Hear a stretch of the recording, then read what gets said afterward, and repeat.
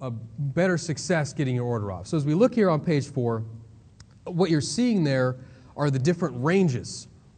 What was the range during a slice of time? And they were actually looking at transacted volume. Okay, now, again, we're not going to go through the statistics of it, quite frankly, because most of it was over my head. I mean, these gentlemen did a rigorous analysis of this stuff. But what they found was in those ranges, there was a high degree of predictability. Like I said, 80%. So go on to page 5. You'll see that they went back to 2003, 1999. There at the bottom of page 5, you can see that I summed up the number of years.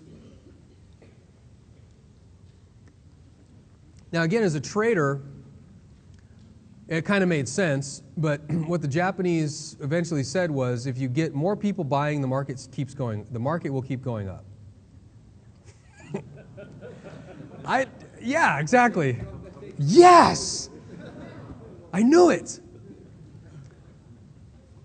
But again, what they were looking for, they wanted to look for the causality. You know, how many of you have heard of the butterfly effect? I don't buy it, right? Come on, butterfly, hurricanes. Basically, the butterfly effect says, well, if a butterfly flaps its wings in whatever, the Congo, you're going to have a hurricane hitting Florida. I think it's a bit more complicated than that. Just a little. But, you know, it's nice and it's neat, it's a good package, and we as humans like nice, neat packages, right? It's, oh yeah, okay, that makes sense. And if we're not careful, what are we going to say? Oh yeah, sure, that makes sense. And then we'll go along believing that a butterfly, without really knowing. That's my point, without really knowing. So the reason why they would look into something so obvious is, can we really know? So, go on to page number 6.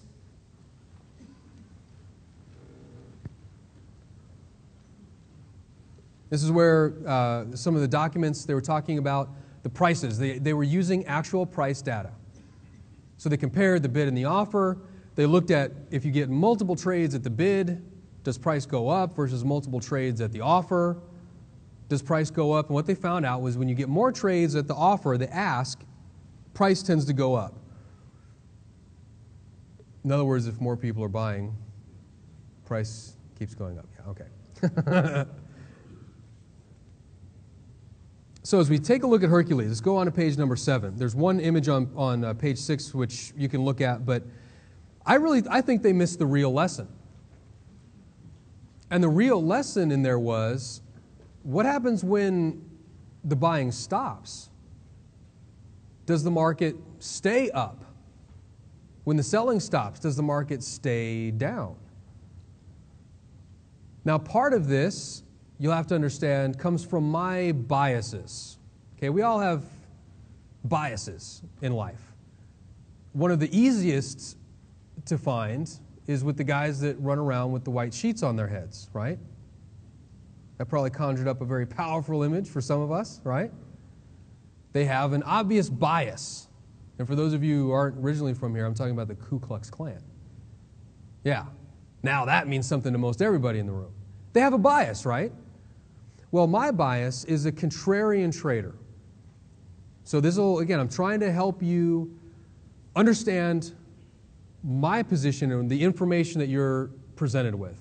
One of the problems I see with these types of events is you get information without really knowing where it's coming from. What are the biases of the presenter? You know, is that just his deal, or does that really work for everybody? Well, what you'll find is professionals tend to buy when the market's moving down and sell when the market's going up. And that's simply because when the market's going down, there are more what?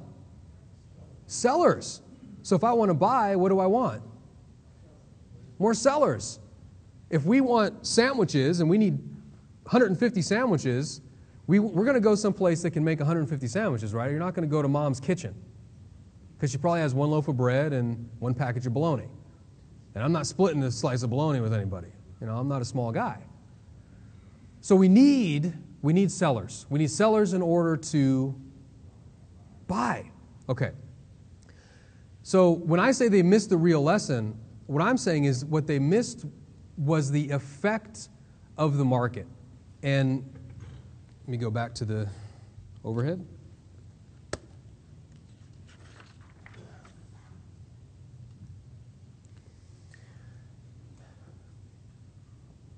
This is something that can be really advanced and kind of complicated, so I'll hopefully distill it down and avoid all that.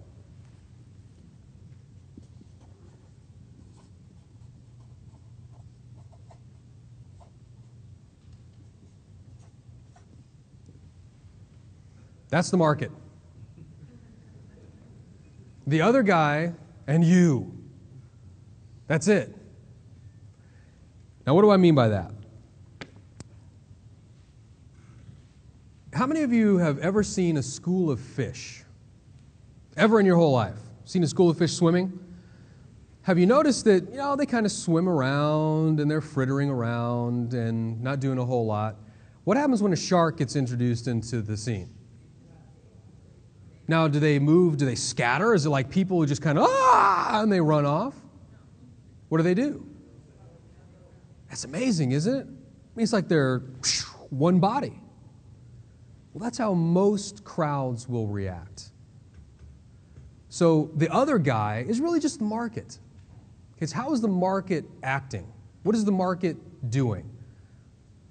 If we can really generalize, and we say, well, people are predictable when you get them into a group, what's the market but a huge group, right? Okay, so we've got the other guy, and we have you. As the market is coming up, what the Japanese tell us is you have buyers coming into the market. Well, when you really pay attention to those graphs, you know what they found? You don't have buyers all the way up. You have little blocks of them. And so it's like you're pushing something along. And you get guys, they'll push it, and then they step back and it will roll a little bit. And they'll look around. They'll get more orders coming in, and they'll go over and they'll push it some more, and it rolls a little bit. That's what we're seeing here. Now again, it seems like common sense. Well, if people are buying, the market's going to keep going up. What we also find is that they will stop buying, but they'll stop buying it all over the place. If they stop buying the euro, they're not buying the euro yen. They're not buying the euro pound. So instead, one way that we did this was we looked at 9 different charts.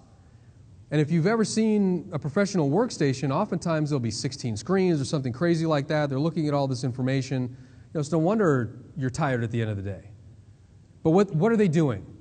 They're soaking in all this information, and they'll look, they were buying the pound early in the session, and then they stopped. Well, yeah, but the euro pound is still going up.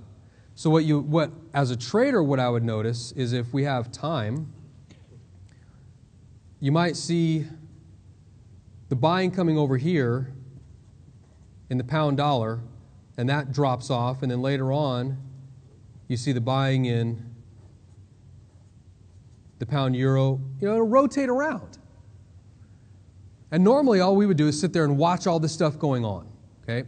So, that's just background. Let's go back to page number 7.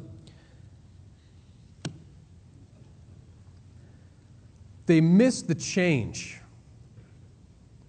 Okay, remember at the beginning we said part of the problem is knowing, is my decision right? Well, would it be a good idea to sell if most everybody else on the planet was buying? No? Had a couple people saying yes, maybe. I don't know. What does he want? What answer does he want? Well, the answer is maybe, right? It could be. And the right answer is if it works. I'll tell you tomorrow, right? So we need to have at least a semi-good idea. If we're going to get into the market, do we have backing information? Is there something that I can back up my decision with? So we have the decision support with Hercules.